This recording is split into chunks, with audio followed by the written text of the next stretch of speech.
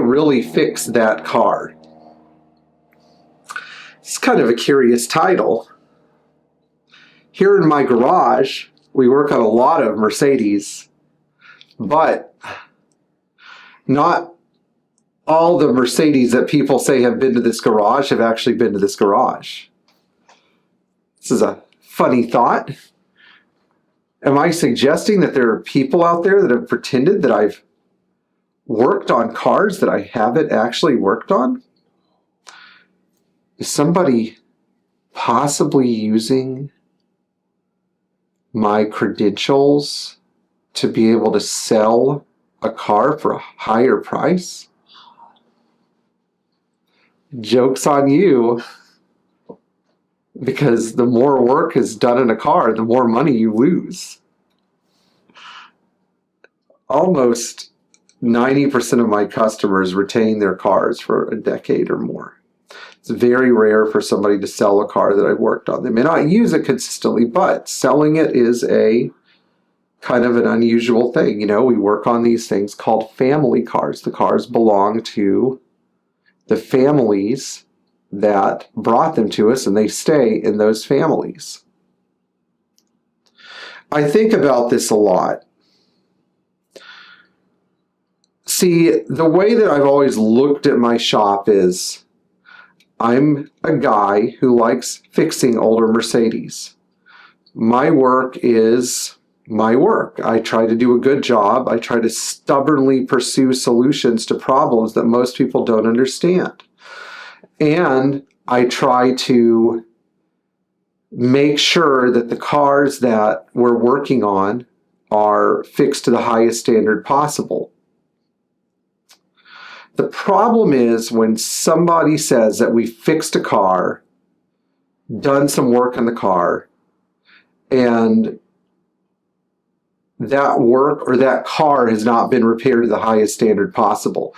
Then if somebody gets a car, thinks that I've worked in the car, believes that I have experience with the car, then drives the car, and there are a bunch of problems, even little problems, it makes us look bad. So if you're one of these people, and some of them I don't know, some of them are people I have never spoken to before. And in fact, it's usually people I've never spoken to before. They will say, oh, I think, that's the keyword, oh, I think, or I'm pretty sure, if I recall properly, Pierre Hedary worked on this car. Oh, he worked on it. What does that mean? Does it mean that I adjusted the air-fuel ratio on your 560 SL? Does it mean that I added Freon to the air conditioner one day when you just happened to be passing through Florida and then you sold the car to another guy who sold it to another guy? Does it mean that the car had $30,000 worth of suspension work, air conditioning work, heater work, door seals, brakes, injection system repairs done at our shop? Does it mean that we consulted on a repair that we didn't actually do? Does it mean I showed up to a repair shop to fix an ignition coil problem? What does that mean? So in this video, if you are buying a car that somebody says that I worked on, I'm going to tell you how you know I've actually had the car in my shop, and we, not I, but we, me and my team have serviced it. Number one, it will have an invoice. The invoice will say Pierre Hedary's on it. If it's after February of 2023, it will also have an annotation from West German Motors. If it's from 2022 or later, it will be formatted in TechMetric, meaning that there's an electronic record. Prior to that, it will be a simple document that has a table that lists everything that we did, and my name will be on that document, as well as the name of the customer who owned the car. People ask me, why don't you put VIN numbers or mileage on your invoices? Why don't you have that stuff? Well, there are a couple of reasons. The first reason, the reason that I don't put VIN numbers on is a pretty practical one. Most of the time when I'm working on invoices, I'm at home and the cars are at the shop. I should do a better job of counting VIN numbers, but I don't always do it. Now with mileage, why don't I always put mileage? Well, Same thing, I mostly just forget to. So if I do it on half of the cars, I don't do it on the other half. It makes me look like I'm less careful about my details. So it would probably just be better if I left mileage off of all of them unless the customer specifically asks for it. Hopefully that answers your questions. So there will not be a VIN number or a mileage statement on said invoice unless the customer specifically requested it. Number 2, almost everything, in case somebody tries to forge an invoice from me, there are some things that are unforgeable. There are parts that will have a part number listed. The part numbers will always be billed out at Mercedes published list price. Maybe a little lower, but not greater, at their published list price. So if you get an invoice from a car and it's a fake, let's say it was done in 2018 and somebody tried to forge an invoice, the way you can know it's a forgery is if the part numbers are not present, or if the part numbers are present but the list prices are not consistent with 2018 list prices or 2015 or whenever this invoice was made. That means that if you look up, say, a timing chain and you have the 2025 or 26 price on it, but the work was done in 2018, there's definitely a problem there. The third way, you call me, because I remember, and I'm not joking, every car we've done major services on and what those services are. I've never really discussed my weird, bizarre, hyperactive memory in this channel, but every car we work on or worked on or have worked on, maybe it takes a little jogging, but it's in there.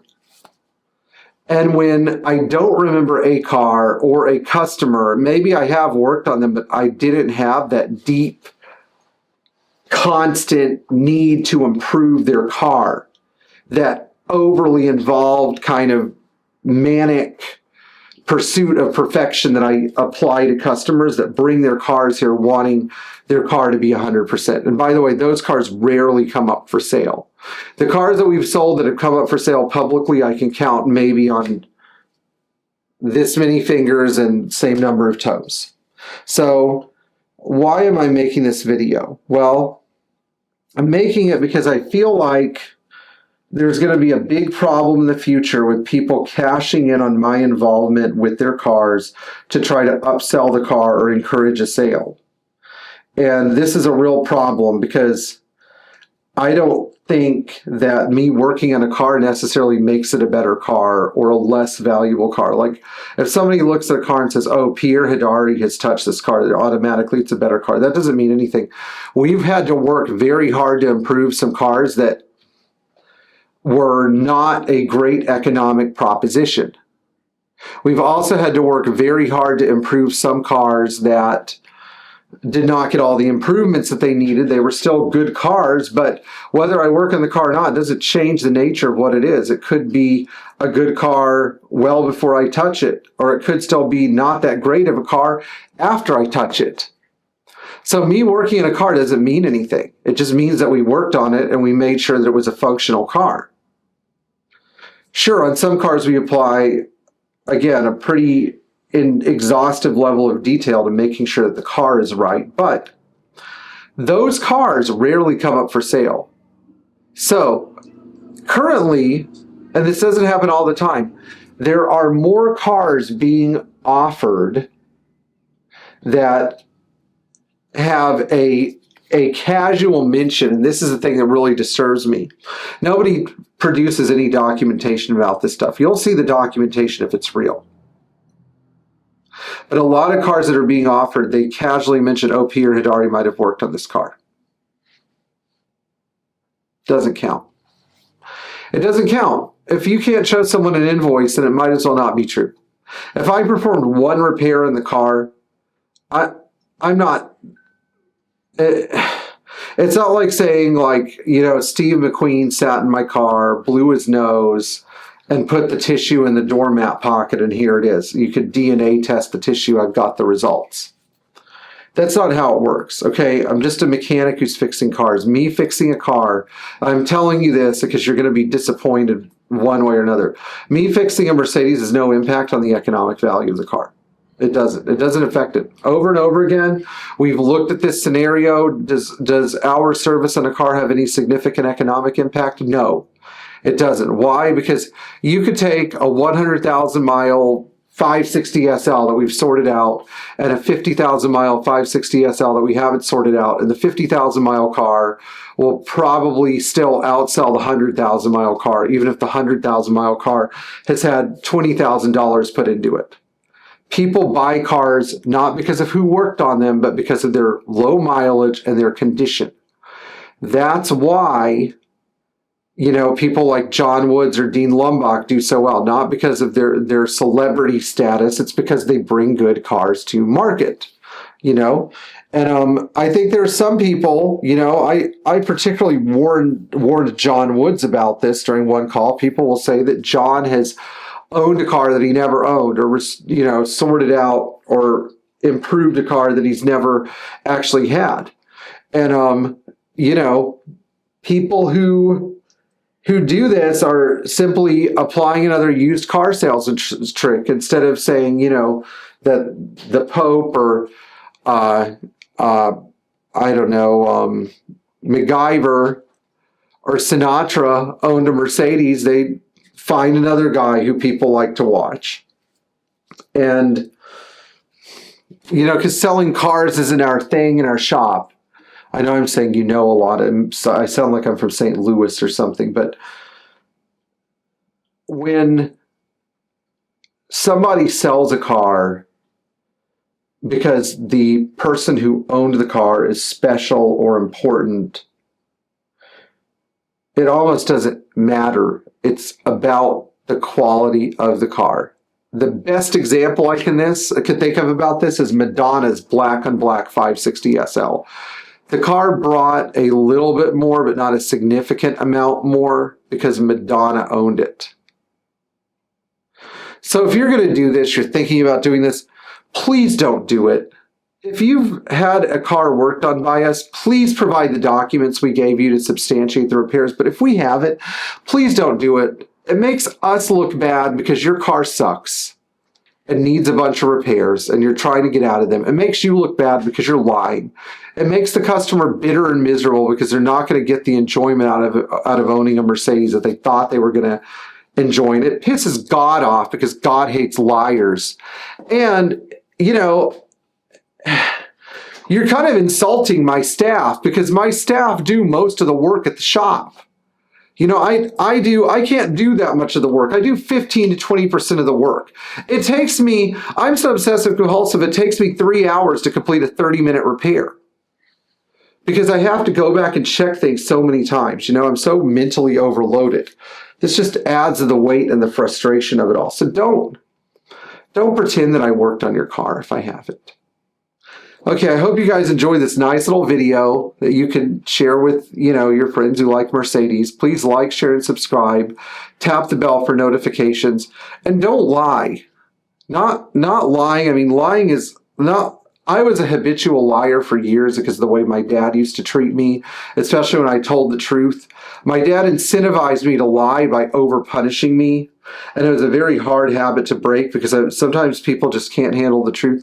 I understand it's a hard habit to break, but if you're going to lie about somebody working on a car, lying about something you did that's small is not good. But lying about somebody else's work that they've done on something when they've worked hard to build up their business and their reputation is downright despicable. So don't do it. We'll see you guys in the next video.